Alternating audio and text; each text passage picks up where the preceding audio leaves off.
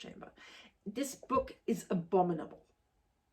The fact that it is taught, that is used as a teaching aid, is actively harmful. I don't know why this thing exists. I don't know why it's popular. It is abominable. It is absolutely horrible.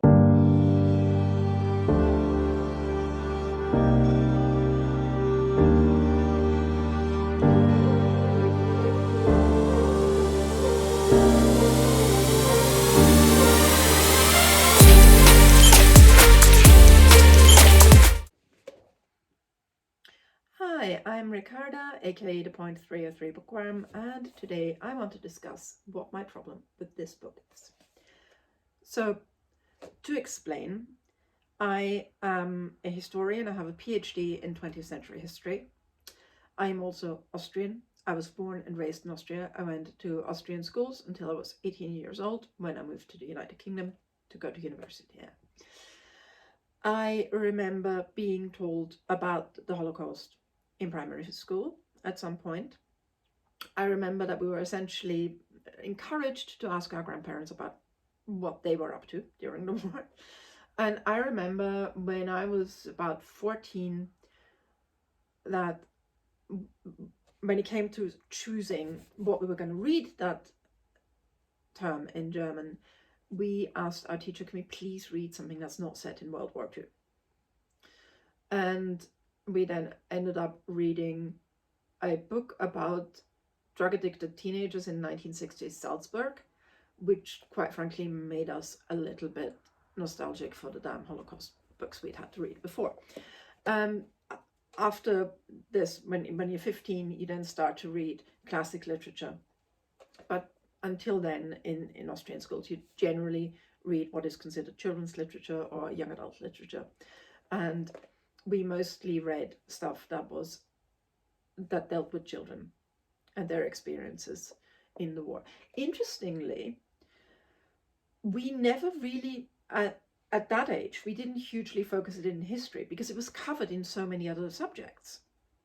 So we dealt with it in German, in religious education, sometimes in random things like geography. In history, we were mostly studying something else because this was considered contemporary history, which we didn't do as part of history. Because in history, essentially, if you go to an Austrian grammar school, or this is the way it was back in the 90s, you would start, so you had 8 years of grammar school, 7 years of those you had history.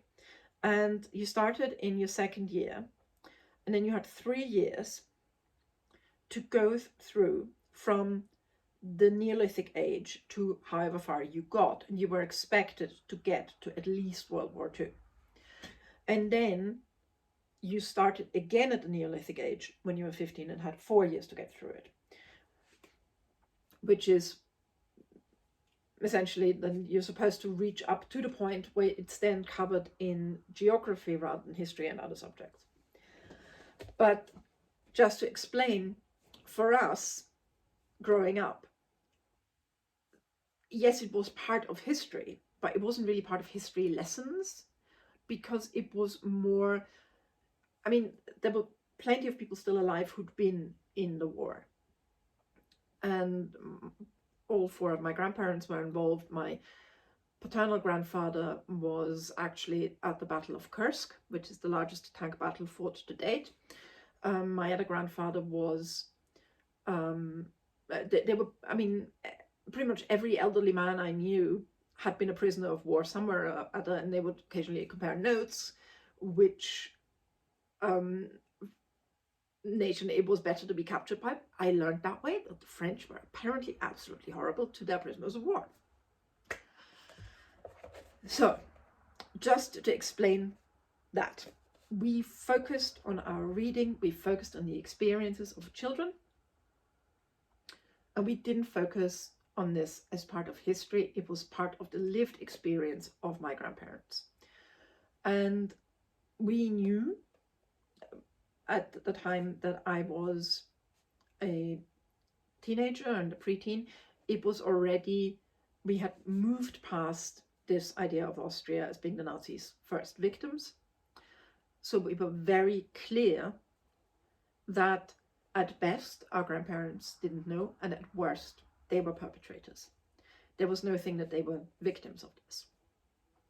And I did ask people, did you know about this? And I remember my grandmother telling me she remembers that there were some young people and they had some disabilities and they were at a farm, and then one day they were taken away and they said, oh, they're being taken to an institution where they can be looked after better. And they just said, okay, fair enough, whatever.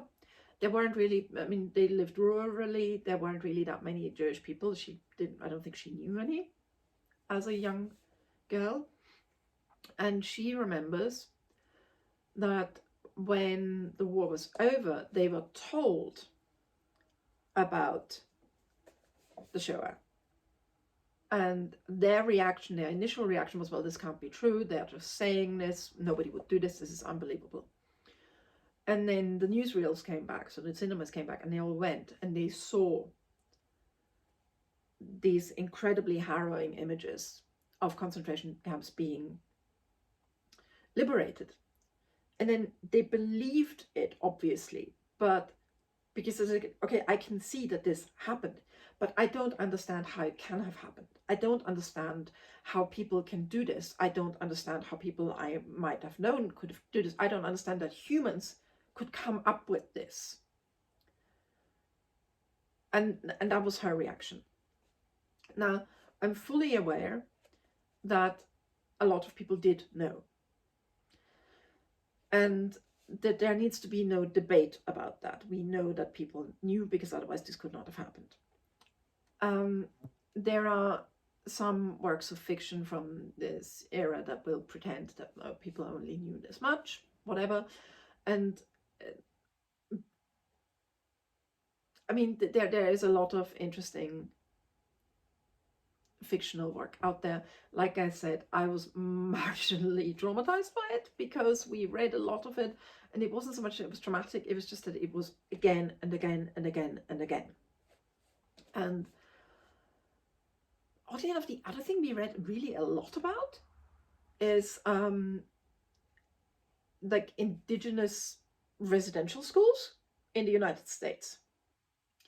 Because there was an Austrian children's book author who she grew up during the war, and she wrote extensively about her experiences as a child in the war, and we had to read a lot of her short stories and stuff. But the other thing she was completely obsessed with were residential schools. And so we read a lot of that because there were a lot of other writers, and it was weird to me when I found out that a lot of Americans and Canadians were unaware of the residential school system, because this was just something that I learned about. That was just, you know, a topic that came up a lot. So because I had to read so much about this when I was young, I prefer not to read about it now. If I don't have to, it's just not, I mean, I generally, as a historian, I find historical fiction incredibly hard going, often, because there are so many inaccuracies often. But it's just something that it's so, I don't know, it just grinds you down to read about this for fun. And so it's something that I tend to read only about for educational purposes. And therefore, I had this book on my shelves for a very long time before I read it. And then I had children and thought, well, I have to decide whether this will go in their bookshelf or not. So I read this book. And I remember at the time that John Boyne was criticized, saying, well, you're a 30-something Irishman, you didn't live this, and you're not a historian. What is going on in this book? Are you really the right person to be telling this story? And okay, well, I was prepared for, this is written from somebody who, as far as I can tell, doesn't even speak German. I was not prepared for how much I was going to hate this book. I was not prepared for the insanity of this book. Now, if you're not familiar, it's about a 9-year-old boy called Bruno and his father. They moved from Berlin when he's reasonably happy, and they move to a place that he refers to as Outwit, and he just plays in the field, and then he meets a boy who lives in that place behind the barbed wire fence where for some reason everybody wears pajamas, and he meets Shmuel, who's a boy, and they become friends through the fence. And then at the end, and I'm sorry if this spoils this incredibly popular book for you, at the end, for some ungodly reason, he thinks it's a good idea to break into the camp as part of an adventure, and then he more or less happily trots into a gas chamber. This book is abominable. The fact that it is taught, that is used as a teaching aid, is actively harmful. I don't know why this thing exists. I don't know why it's popular. It is abominable. It is absolutely horrible. It does not reflect, like I said, as far as I can tell, the author doesn't speak German, because the sort of the charming misunderstanding of Outwit and thinking that the Führer is in fact called the Fury because he's always something like this. This does not work in German. German doesn't work that way. Also, this idea that, you know, this charming, this 9-year-olds are not this stupid. And I thought maybe there was a whole point that Bruno is somehow a child with learning difficulties, and that it was and his family are trying to protect him. No, apparently not. Apparently the child is considered to be intellectually average. And Shmuel never becomes a real person. This is how, I don't know how you write a children's book about the Holocaust and you somehow make it weirdly about the suffering of the Germans, as in the non-Jewish ones. This I don't know. It offended me. It offended me that this exists. It doesn't just offend me. It worries me that this is used as a teaching aid, because apparently there have been incidents where children were asked about it, and then said, well, people didn't really know about the Holocaust until the child of a German commander was accidentally gassed. I was like, I mean, clearly this book has been used to teach children, and the author said, well, it's a fable. I was like, Animal Farm is a fable. Okay? This is not, it doesn't say that this is not a historical novel. I mean, look, I understand that fiction has to speak to children where they are and everything, and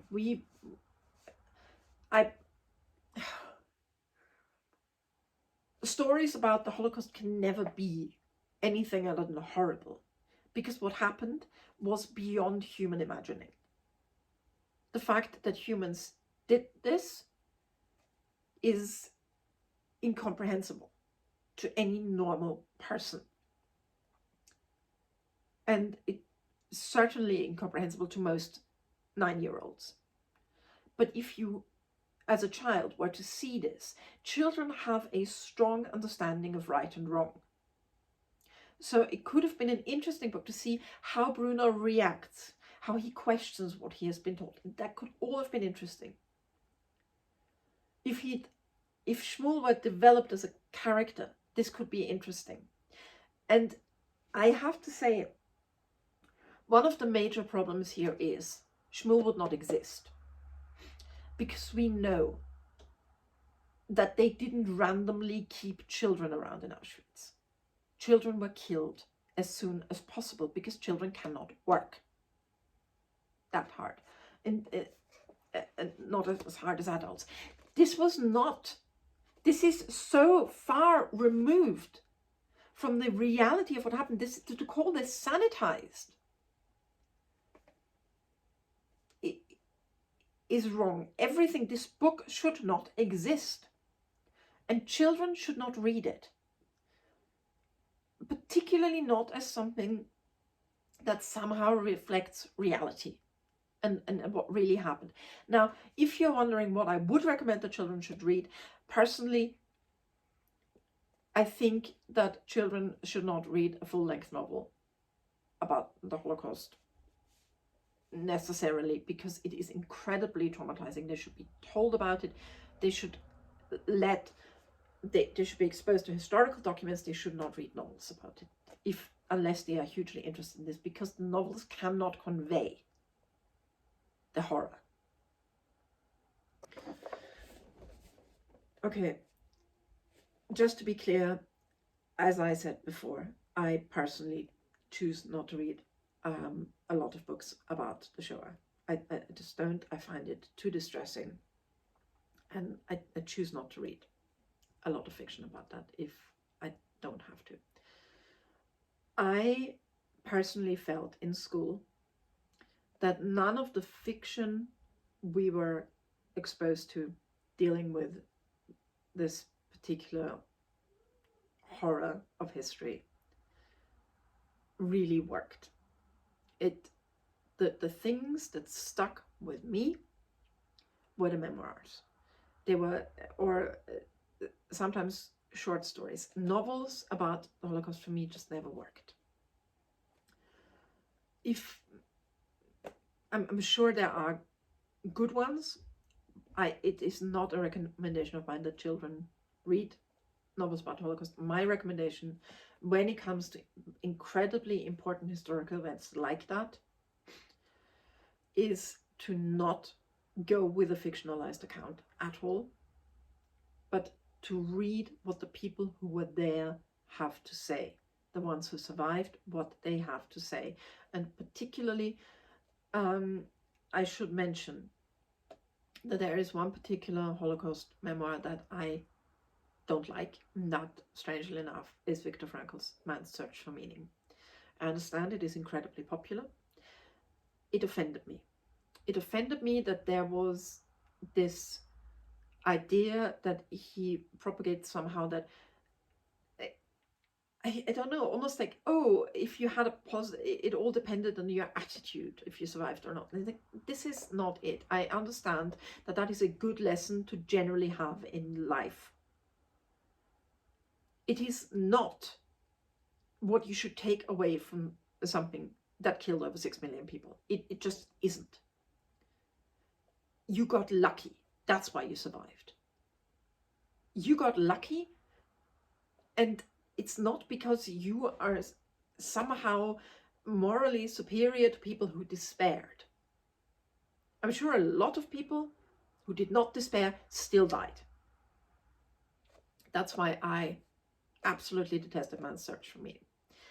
The book that I would recommend is Elie Wiesel's, or as in English he's pronounced Wiesel, Night. I read that book and it is absolutely harrowing. It is also, to my mind, very accurate in portraying the fact that you can search for meaning all you want in this. There is unfortunately no meaning in the event itself. There is just horror. There is just despair. There are just moments when you think somehow everything is going to be all right or something. They're the last things he hangs onto, like his violin and things like that. And these things get snatched away. And there is no higher meaning as to who survived and who doesn't. The people who survive are not better than the ones who did not. And I read a story from that book when I was about 11, and it's a story where somehow that there is a young boy in the camp, and somehow they have this.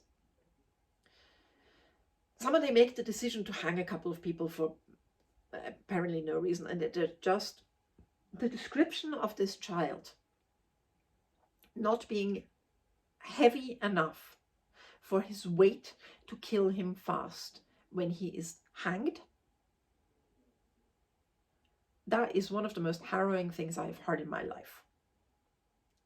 And to me, children and adults should know about the Shoah.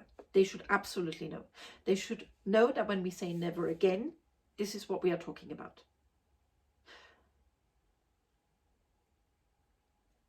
But facts are important. This book, the only thing that this has in common with reality is that there is a place called Auschwitz and people died there. That there was an extermination camp called Auschwitz. That is pretty much as close to reality as this comes. There is, to my mind, nothing redeeming about this book. It should not be read by children. And just so we're clear, I have no problem using fiction to teach history. It should not be part of a history lesson, I think, without it being very, very clear that what the fictional document tells you is not about fact, it is about interpretation, it is about storytelling. I think, for instance, that Blackadder Goes Forth is a marvelous teaching tool for World War I. But this book should not be used in teaching practice at all. I do not even think that children should read it recreationally. I think it is actively causing harm. Some people have described it as really almost only focusing on the suffering of Germans. I agree with that. And the suffering of the people in the camp almost just being an inconvenience to these Germans. I don't know what John Brown thought he was doing when he wrote this. I have come to the conclusion that he wasn't thinking very much. And the fact that the Holocaust Foundation clearly also agrees that this is not a suitable teaching tool.